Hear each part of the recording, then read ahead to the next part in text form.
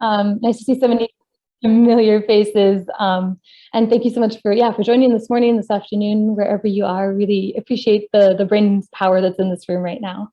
My name is Dorothy Heinrich. I'm technical advisor at the Red Crescent Climate Center. Work with Erin, and I'm also part of the knowledge broker for the SHEAR program, which some of you may know, and maybe we can pop the link in the chat, but a big research practice program that is just ending actually in the next couple of weeks. So as part of this, SHEAR has been leading research on anticipatory action for the last 5 years, with partners around the world, around humanitarian organizations, universities, et cetera. And we're at the point where the SHEAR program is ending, and Erin can tell you a bit more about the 4A's consortium as well. But in this kind of spirit of transition and moving towards closing up SHEAR, and also just the incredible work that's been happening around the Anticipation Hub, we thought it would be a really good moment to get everyone together and talk about what are our research priorities, what are our emerging questions, what are our goals for the coming years in terms of research. How far do we want to get? How far have we gotten so far as anticipatory action has increased and blossomed throughout the world, throughout different agencies, et cetera. So this is why you're here. You're here to be super interactive. We want to keep this super informal as well. Please feel free to unmute your microphones, use the chats as much as possible. This is community conversation, not webinar. So please do feel free to jump in at any point to chat and tell us what you're thinking. So thank you again so much for joining. I'm going to hand over to Erin and talk to you soon. Great. Good morning from Boston. Nice to see all of you. So as Dorothy mentioned, a number of years ago, some people, I was actually part of this group of people, put together this research roadmap that we've all been referencing now for several years. And we believe that this static document might no longer represent some of the research priorities that we have as a group, as a community of practice. So together, what we'd like to do is get your input today. Again, this is supposed to be a conversation. Get to know each other, pretend we're in person, have coffee, chat, share your ideas.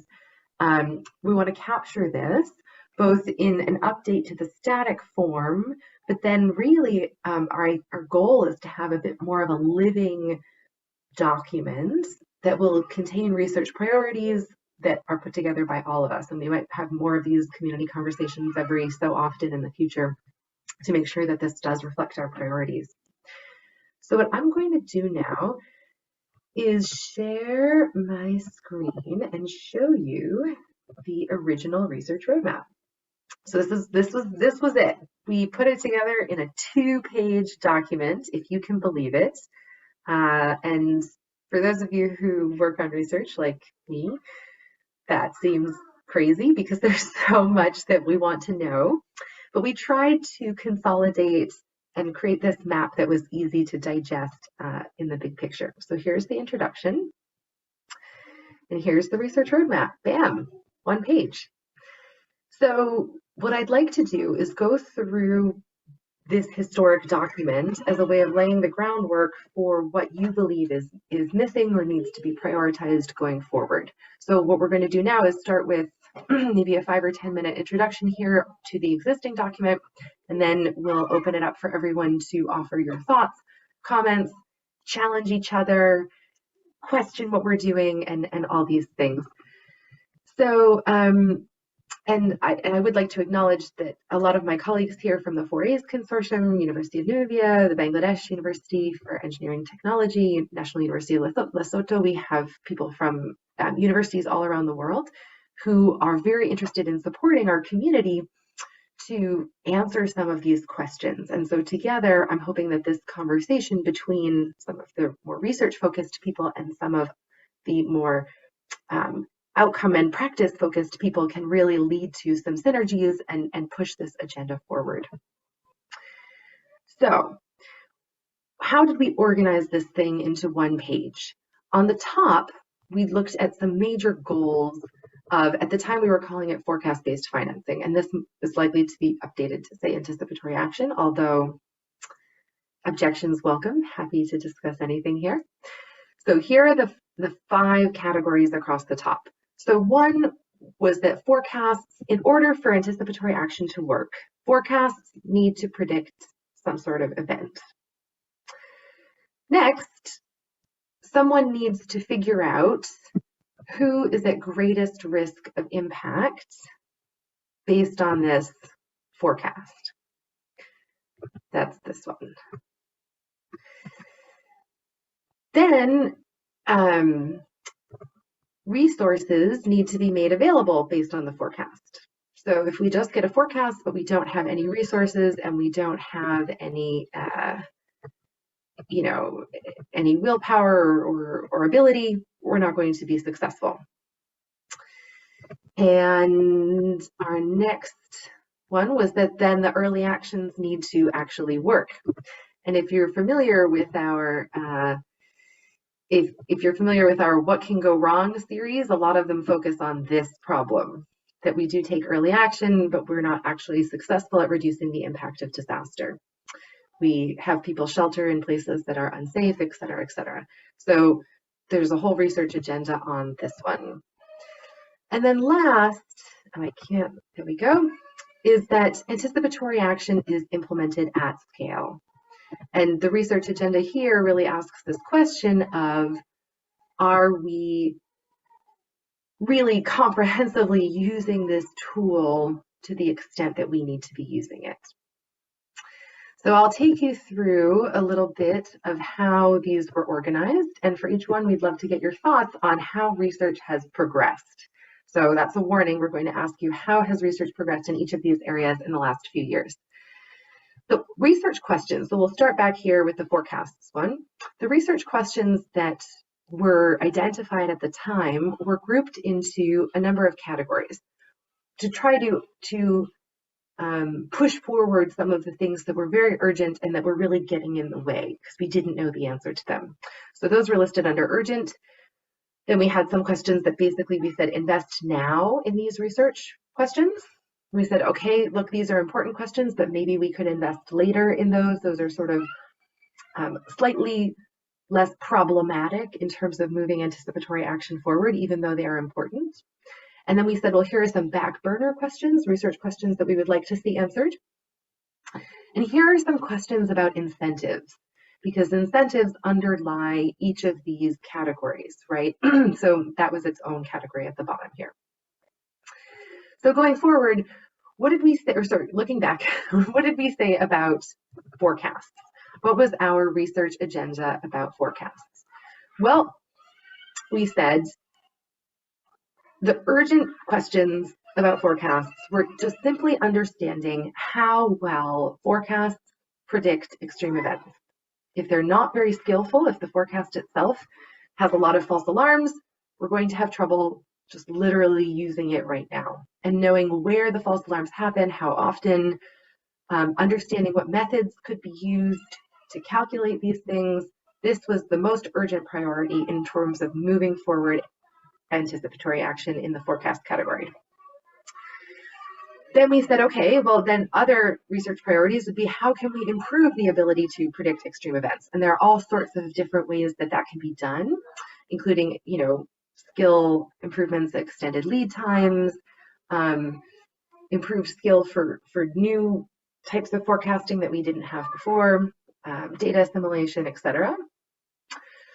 Then we said, okay, other important research questions include the role of data improvements. So where do we need more weather stations, sort of like longer term thinking about what kind of infrastructure investments and post-processing and data assimilation investments are needed to improve forecast evaluation and forecast skill in the long term. Then back burner questions included mandates, right? Whose job is it to give the warnings? How is this evolving? Use of traditional forecasts, collaboration with the private sector, etc. And then lastly, what are some of the incentives to verify forecasts and improve them across the hydrometeorological sector? So I'm going to pause here. That's an overview of that first column, and ask you, I believe Lydia or Dorothy can launch the poll. This was written in approximately 2018. How do you think we've done in answering some of these research questions?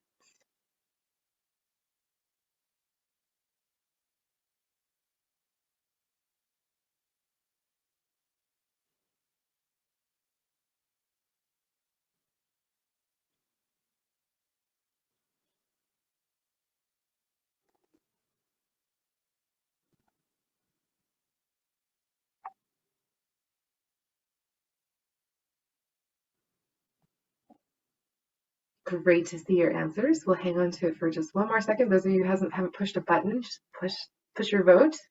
We're interested to see what you have to say.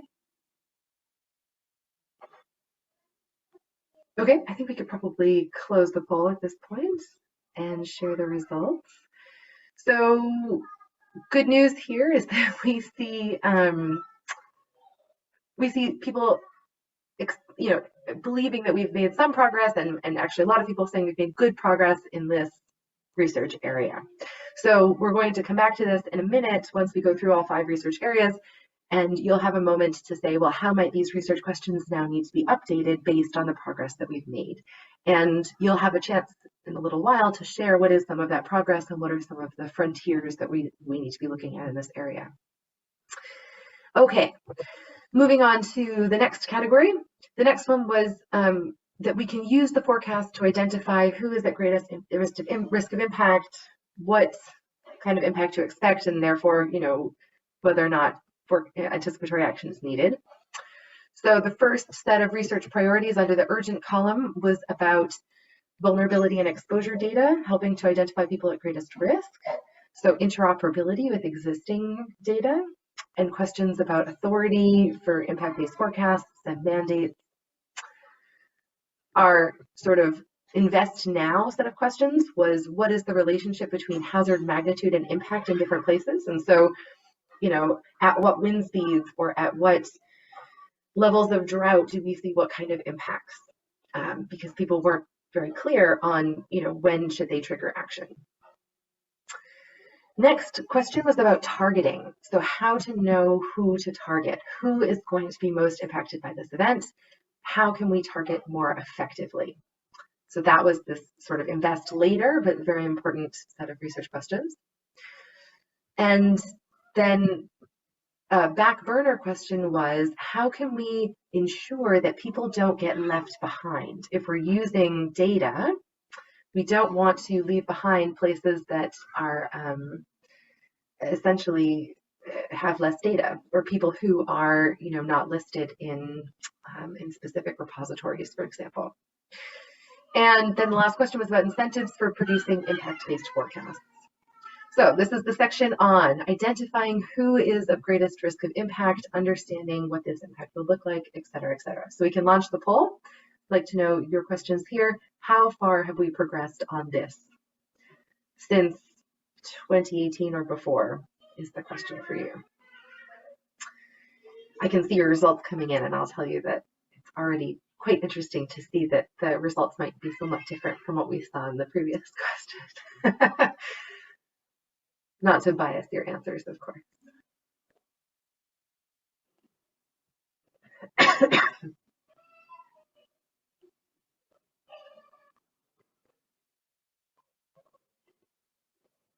Yeah, great. I think we can close the poll and share the results. Okay, so this is one where it seems like we feel like we've made less progress.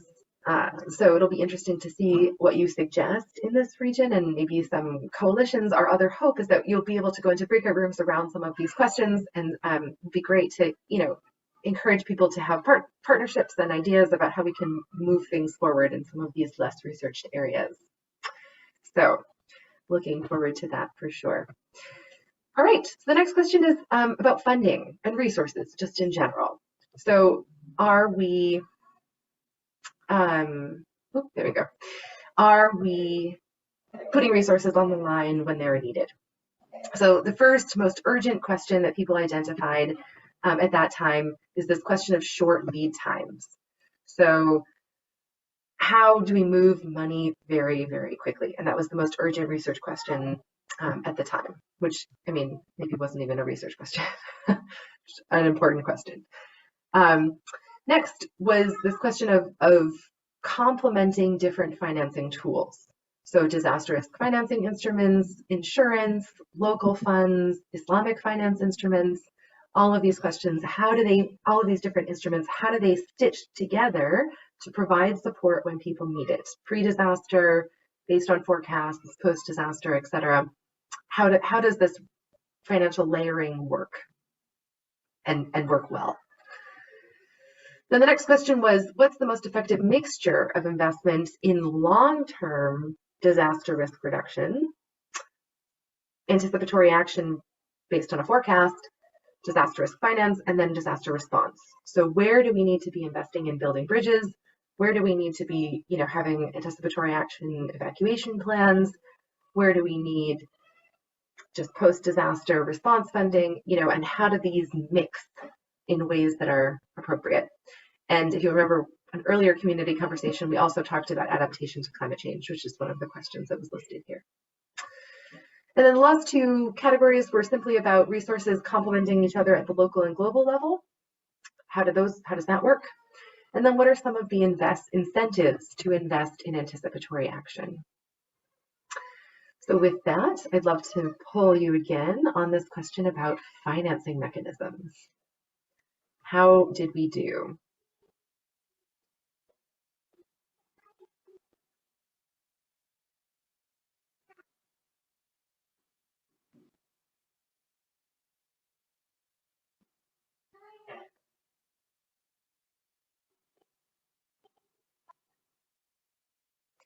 All right, you've got 5 more seconds. If you haven't pushed the button, you're going to have to push it now. 5, 4, 3, 2, 1, and end the poll, please. You can share the results. So in this one, we saw a little bit more variation, but overall, we can see that there has been some progress, but yeah, more to be done in the financial mechanisms part of our work, our research work. All right, I'm going to close that out and we'll go through the last two. The next one is early actions.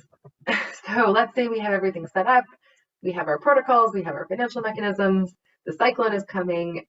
Do we have the right early actions and can we do them? Do we really reduce the impact of disaster?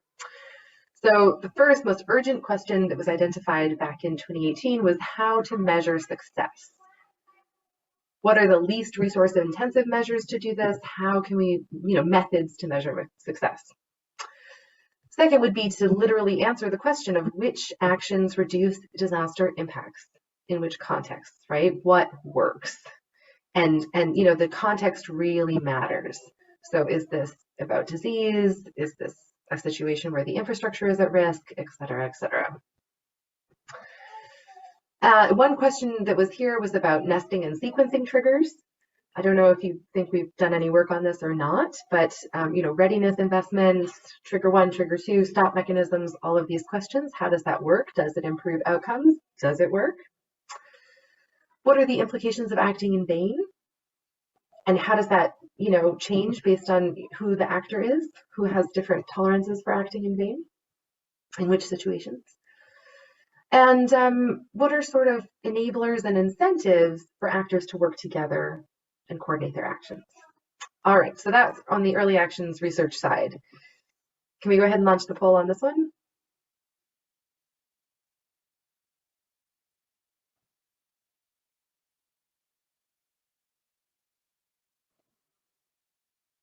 So much trouble. Like I said, one is coming.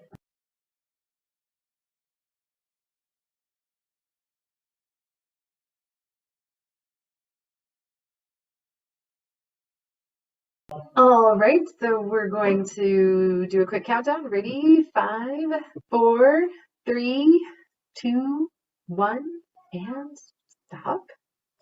You can go ahead and share the results.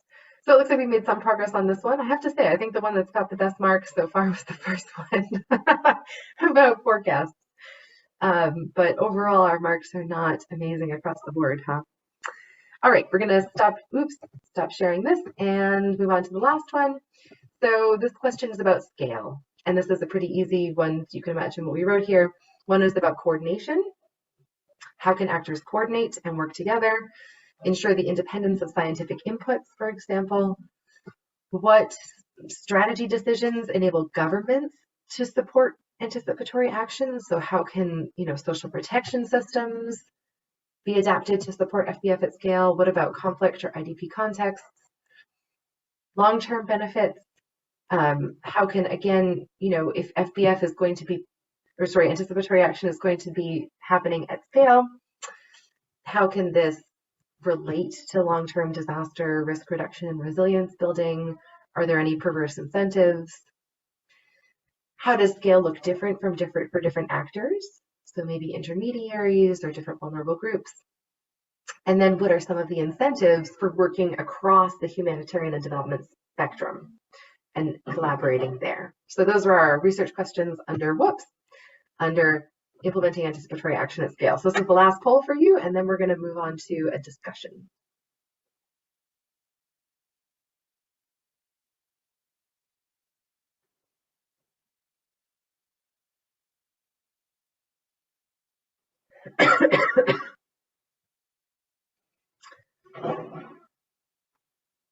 All right, get ready to push the button because we're going to do a quick countdown. Ready? 5, 4, 3, 2, 1, and stop. End the poll and share the results. All right, this one I think is one of the only ones that got a very poor vote. So it seems like there's some diversity in the room in terms of how far people think we've gotten on this. So what we're going to do now is hopefully have all of you talk about this. So before we speak verbally, and let me figure out how to stop sharing my screen. Let me turn it over to Dorothy. We're going to ask all of you to input your ideas of what you think research priorities need to be in these different categories, and then open it up for discussion in small groups and larger groups. So we're really looking forward to getting your thoughts on all of this. Thanks. Thanks so much, Erin, and thanks so much, everyone, for your ideas. I think this is really great. And just interesting to see how much things change. I mean, 2018 is not that long ago, and yet, anticipatory action has moved fast so quickly, and things have changed. And we know how important research is to the development and the good development of anticipatory action. So this is really something, that we really want to be talking about. And so this is your opportunity to tell us, what do you think we should be doing? Where are we at with these questions, and what are the burning research questions on your agenda that you think we should be asking and that you should be central and urgent to the work that we're all doing? So here's your interactive moment. Here's your 10 minutes, I think we said, to yourself. We are going to put a Padlet link in the chat. If maybe Lydia, you could do that. It should be super easy for those of you who haven't used Padlet. It's here. I can even share my screen actually. It's you can just basically click on the little X's and add your own research question under these 5 categories. So in similar style to the roadmap that Erin just shared, under these 5 categories, what do you think are the most important questions that we need to be answering? And so we're going to play some music. This is your moment to kind of reflect to yourselves. What should we be doing? What am I seeing in my own organization with my own agenda and things that I think that we really need to be working on to push this forward in effective and in useful ways. So this is your moment here. I can even share my screen so we can see them coming in. And maybe not. Let's see. It might have. It's working. Can you see it? Yeah? Yeah, we can see it now. Perfect. Yep, we can. And I'm going to start playing some music for all of you. This is from our Forays consortium, our university consortium, our playlist from our recent retreat. So we're going to start with some folk music from Bangladesh.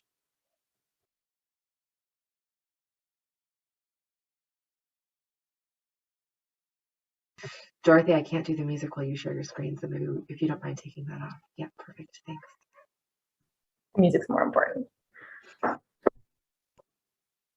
For those of you who've never used Padlet before, the little pluses, you just click on them, you write anything, and you publish it, and it should be pretty easy to use.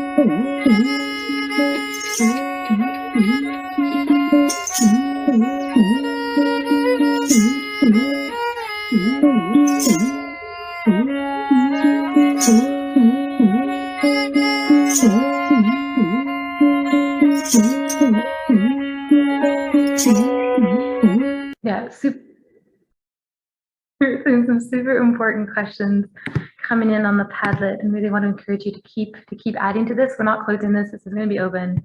Please feel free to, as questions pop up, please do add them. And interesting, I think you can also comment on other people's comments. So if you do, you agree strongly with something or you fully disagree, you can completely make this your own space as well. So thank you so much.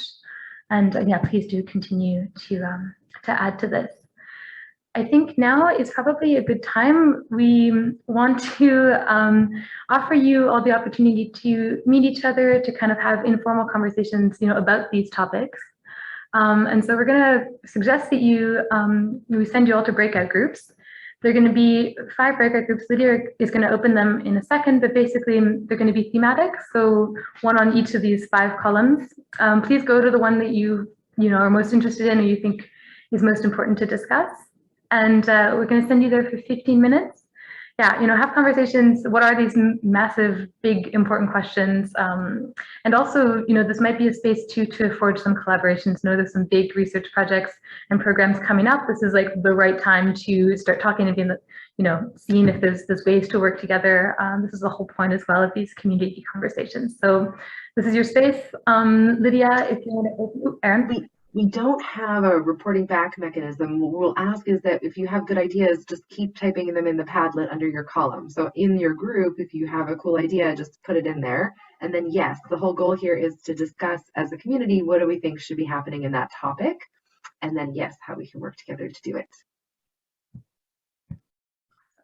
Lydia, do you want to maybe open the breakout groups? Okay, they're open now. Yep. If you don't know how to join them, you just click on the corner where it says breakout group. And you can go join them. They're named by theme. So yeah, please do keep populating the Padlet. This is really the space for all your ideas to kind of coalesce in one spot. So we're going to stay here and help move people towards breakout groups. So we'll see you back in 15 minutes. And after 15 minutes, you'll have the opportunity to switch topics. So 15 minutes on one topic of your choice, and then you'll come back, and then we'll send you back to, you can go choose another topic if you want. If you're and just you can put a prioritization of what is urgent in this roadmap. What we're going to do is put this online as a living concept with some of the urgent things that are highlighted in more of a static document. So if you could breeze through right now based on your conversations, click those stars. 5 stars is most urgent, 1 star is maybe back burner, important but not the most urgent question to moving everything forward now. And just rate a few of those things in the Padlet. I will be sharing some music from Lesotho really quickly while we do this, but you'll have really only about like 1 or 2 minutes to do those ratings.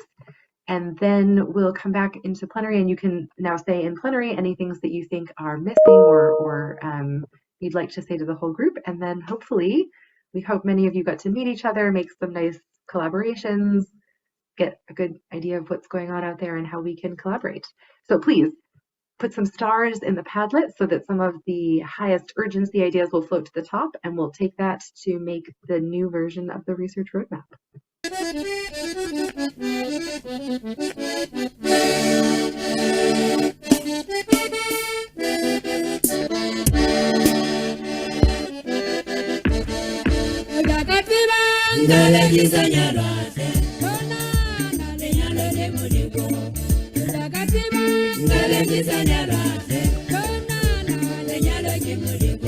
Yeah, let's maybe take a few minutes. I see the numbers are coming in right now, which is great. And if I didn't mention, this is from Lesotho, National University of Lesotho.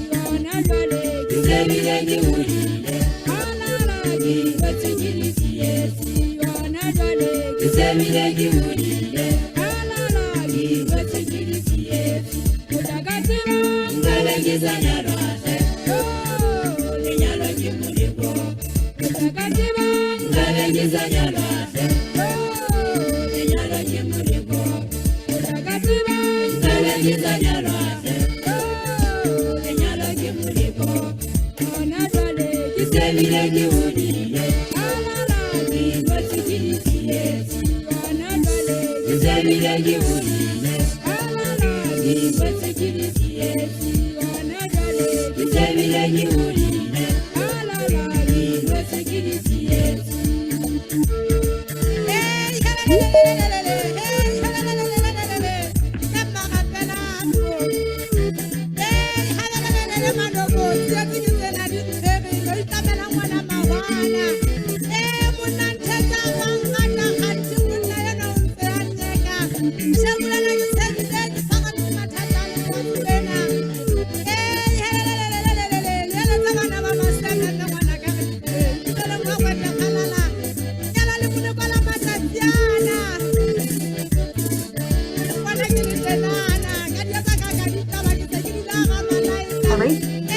right, this Padlet will remain open, and you can also circulate it among your colleagues to get their input in the next few days. Yeah, turn off the music.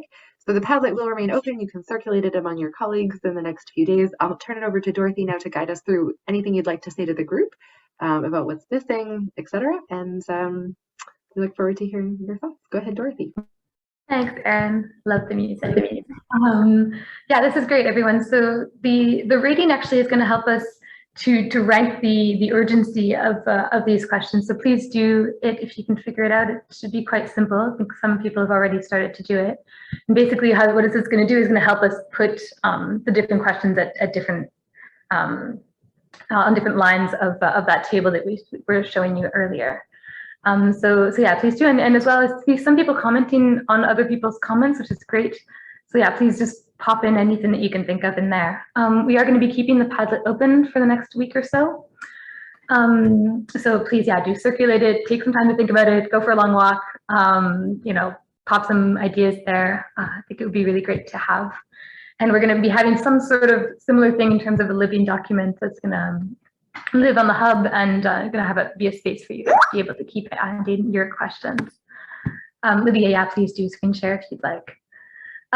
Just in the next couple minutes, we wanted to give you everyone the opportunity to tell us what is missing. And so, like, really quickly, excuse me, really quickly, yeah, just tell us what is missing in this Padlet. Are we missing any columns? Are we missing any like super topics that you haven't seen mentioned at all and that you think, goodness, why aren't they talking about this? And so we're going to give you the opportunity to do this in a way that's a little bit more light touch than the Padlet. In Zoom, we're going to ask you to just type your burning questions in the Zoom, but don't press enter right away. And we're going to do what some of you might know as a Zoom shower, just to see everyone's kind of burning questions in. So please type in the chat, what is the one topic or the one question that hasn't been answered, hasn't been asked even, and that you think we really should be aware of this. So this is your last little chance to input to this. And if you prefer to unmute your microphones and tell us as well, that would be great. We'd love to hear from you. So yeah, I'll give you guys maybe a minute, or not even. You get 15 seconds. What is your top question, your top big thing that you haven't seen yet mentioned today? Pop it in the Zoom. Don't press enter right away. We're going to give you 10 seconds. I wish we had some music. All right, 5 seconds. All right, so 3, 2, 1, go. Burning questions in the Zoom chat. Oh, this is great. They're coming in from Erin and Pablo. This is great, and we're going to pop them into the Padlet ourselves after this. So this is your opportunity to tell us, what's the massive elephant in the room? What's the massive gap?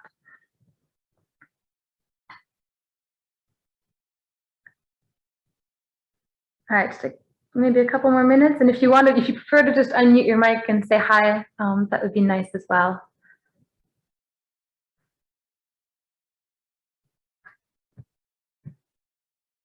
Pablo, can I put you on the spot and tell us what you mean about this elephant in the room on accountability? Hello, friends. First of all, sorry that my technology wasn't working earlier, so you may have seen me in a room where I was silent because I actually wasn't there. There are many elephants in the room, meaning things that are there, but we don't want to acknowledge and recognize. And in my opinion, one of them is that we have all these plans, we have even all these lessons learned that we call lessons learned, but they're only lessons observed and not learned. One of my concerns is that there's a lot of anticipatory action, buhaha, there's a lot of growth, But whenever anything fails, we don't even begin to think about what could be the consequences. How can we modify systems, incentive structures, documentation, etc., to make sure that doesn't happen again? My fear is that next time there's a trigger that should trigger action but doesn't actually activate because someone is not doing the thing, or the money doesn't flow, etc., then the next time it will happen again.